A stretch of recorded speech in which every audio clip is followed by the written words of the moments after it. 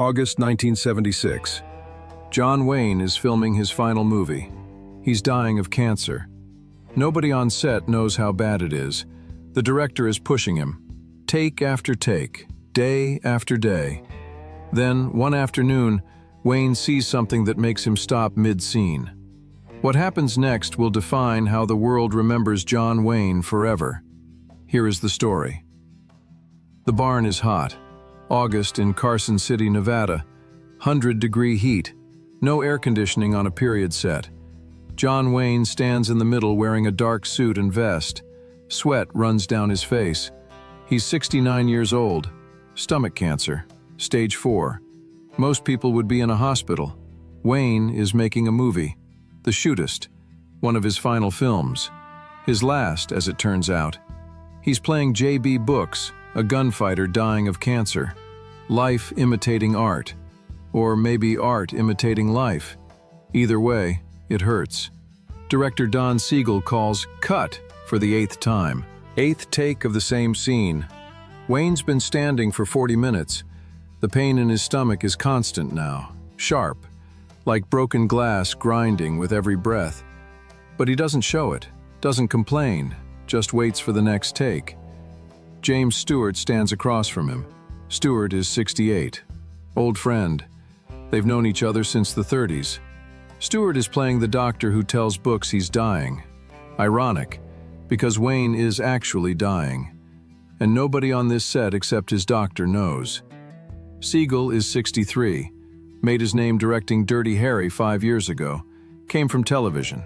Fast, efficient, multiple angles, 8 to 10 takes minimum for safety. That's how TV works. Get coverage, fix it in editing. But John Wayne didn't learn filmmaking from television. He learned from John Ford. One take. Trust the actor. Capture the emotion raw and real. Ford directed Wayne 14 times over 40 years. Taught him everything. Made him a star. 2 different schools, 2 different men, and they're starting to clash.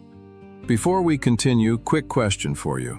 Have you ever worked with someone who did everything completely different from how you learned? Drop your thoughts in the comments. This is day 12 of a 23-day shoot. The Shootist is a small production by Wayne standards. $2 million budget. Paramount Pictures is producing. The script is good. Based on a novel by Glendon Swarthout. The story is simple. An aging gunfighter finds out he's dying. Decides to go out on his own terms. Wayne read the script and knew this was it. His last film. Might as well play a man facing death. At least he knows how that feels. The cast is strong. Stewart, Lauren Bacall, Ron Howard playing a young man who idolizes books. Good actors, professional, no drama, except with the director. Siegel is intense, detail-oriented, demanding. He wants perfection, wants options, wants to shoot every scene from 5 different angles so he has choices in the editing room. Wayne doesn't work that way, never has. 1 take, maybe 2 if something goes wrong. But 8? 9? That's not filmmaking, that's television, and it's killing him, literally. The first problem happens on day 4. They're shooting a scene in Brooks' boarding house room. Simple dialogue scene. Brooks is talking to his landlady. 5 pages of script. Should take 1 morning. Siegel wants 10 takes, from 3 different angles. Close-up, medium, wide. By the 6th take, Wayne is leaning against the bedpost.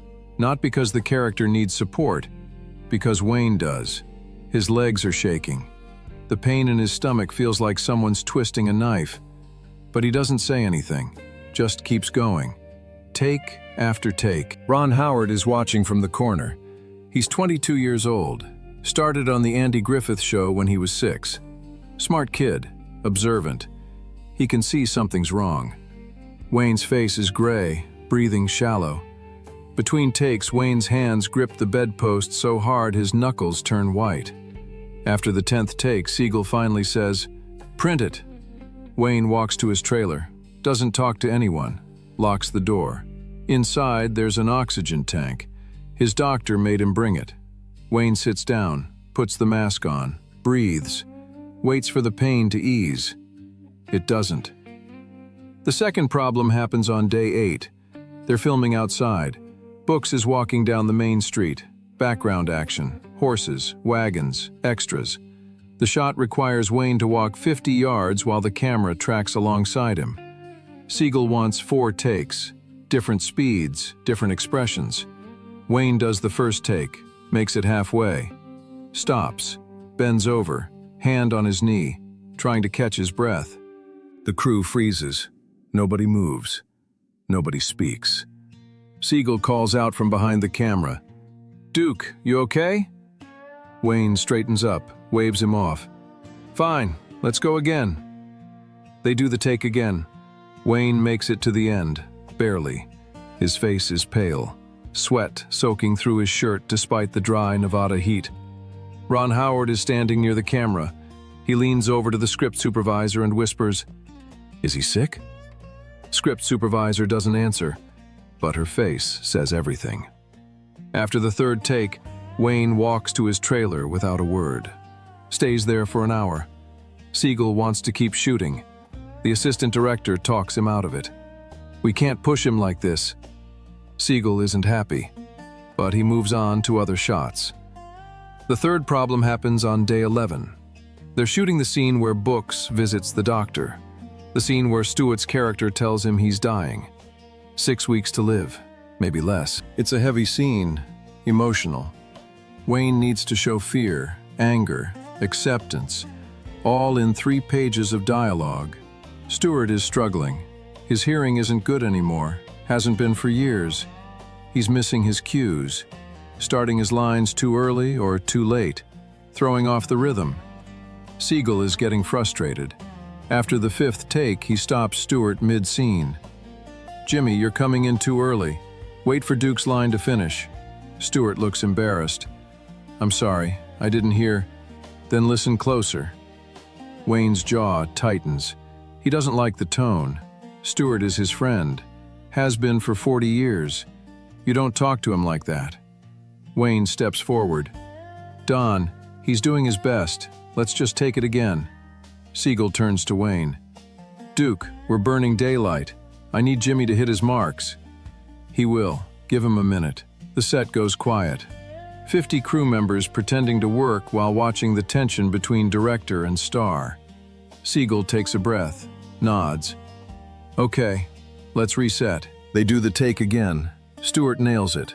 Wayne nails it. 1 take. Perfect. Siegel says, "Print it," but doesn't look happy about being told to slow down.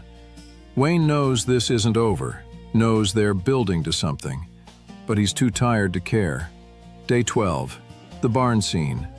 Wayne and Stewart are sitting across from each other at a table. Books is asking the doctor to keep his illness quiet. Doesn't want the whole town knowing he's dying. It's a simple scene. 2 actors, good dialogue, should be easy, but they've been doing it for 90 minutes, 8 takes. Siegel wants more coverage, different angles, tighter close-ups. Wayne is exhausted. The pain is worse today, sharper, more constant. He's trying to breathe through it, trying to focus, but every take drains him more. Then he notices the camera. It's positioned low, very low, ground level, pointing up at his face from below. The angle captures his jowls, his neck, the loose skin under his chin, every wrinkle, every imperfection. Wayne has been in Hollywood for 50 years. He knows camera angles, knows what works, what doesn't. This angle is either incompetence or disrespect. He stops mid-scene, doesn't finish his line, just stands up. The barn goes silent. Wayne walks over to the camera operator, points at the camera, then points up, signals to move it higher. The operator looks at Siegel. Siegel shakes his head. "Keep it there." Wayne signals again, more forceful. Nothing.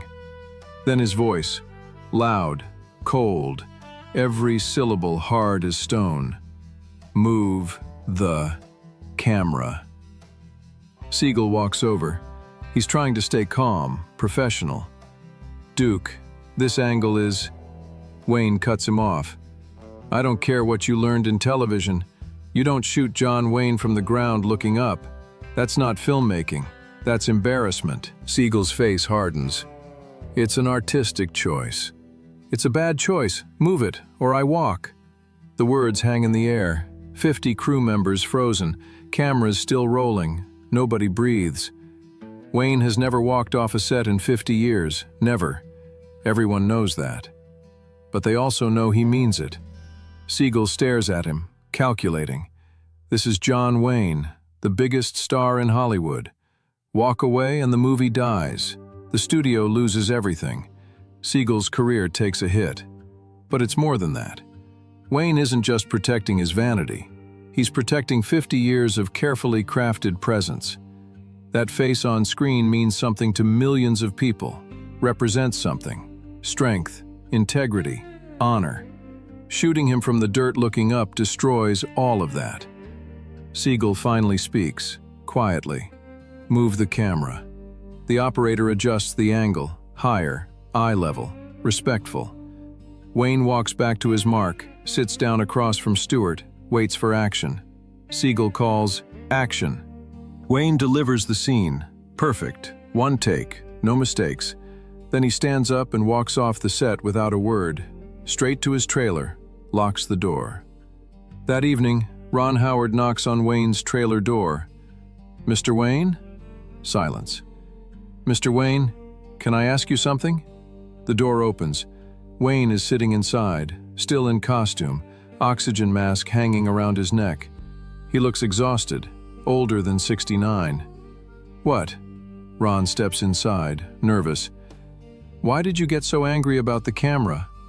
Wayne looks at him for a long time, then speaks, slowly. Because that angle tells the audience I'm weak, old, pathetic. He pauses. I'm not playing a pathetic man. I'm playing a strong man who's dying. There's a difference. Ron hesitates. But you are dying. Everyone knows. Wayne's eyes go hard, not angry, just honest. Kid, I've spent 50 years showing America what a man looks like. Strong, capable, honorable. If my last image is me shot from the dirt looking up, he shakes his head. That's not how I go out. You understand? Ron nods. Yes, sir. Good. Now get some sleep. Tomorrow we finish this picture. The next day, something shifts. Siegel and Wayne don't speak directly, but Siegel adjusts. Fewer takes, better angles, more trust. He's still efficient, still professional, but he's not pushing anymore. Wayne notices, doesn't say anything, just does his work. They find a rhythm, not friendship, but mutual respect.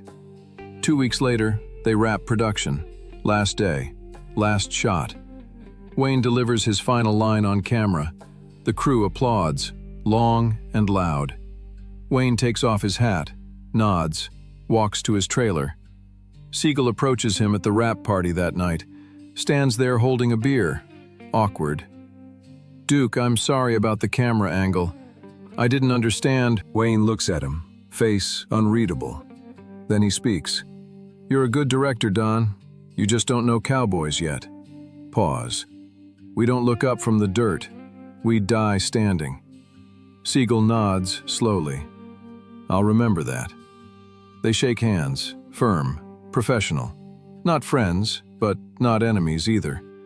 Two men who clashed, who pushed each other, who made something great because they both refused to compromise on what mattered. John Wayne died 3 years later, June 11, 1979, UCLA Medical Center. Stomach cancer finally won. He was 72 years old. The Shootist became a masterpiece. Critics called it Wayne's greatest performance, the role that showed the world he could actually act, not just be John Wayne, but become someone else, someone real, someone dying. Ron Howard went on to become one of Hollywood's greatest directors. Apollo 13, A Beautiful Mind, Frost, Nixon, dozens of films. In 2004, he gave an interview to Vanity Fair about his early career, about learning from legends. And he told the story of that day in the barn. The Shootist taught me that how you're seen matters. Duke fought for his image until his last breath. That wasn't vanity. That was self-respect. He knew what he represented to millions of people, and he wasn't going to let anyone take that away. Not even at the end. Don Siegel directed 5 more films before retiring in 1982. He rarely talked about Wayne publicly, but in 1990, in an interview for a film school documentary, he admitted something. Wayne was right about that camera angle, I see it now, but he was too sick to explain why gently, so he had to be hard, had to draw a line. Pause. I learned more from that one fight than I did in 4 years of film school. Sometimes protecting what matters means being willing to walk away from everything. What do you think about Wayne's reaction? Did the Duke overreact, or was he defending something bigger than himself? Let me know in the comments. By the way, most of our viewers watch the videos but forget to subscribe. Help me grow this community. Just hit subscribe and drop a like. Let's bring back real American values together. Don't forget, unfortunately, they don't make men like John Wayne anymore.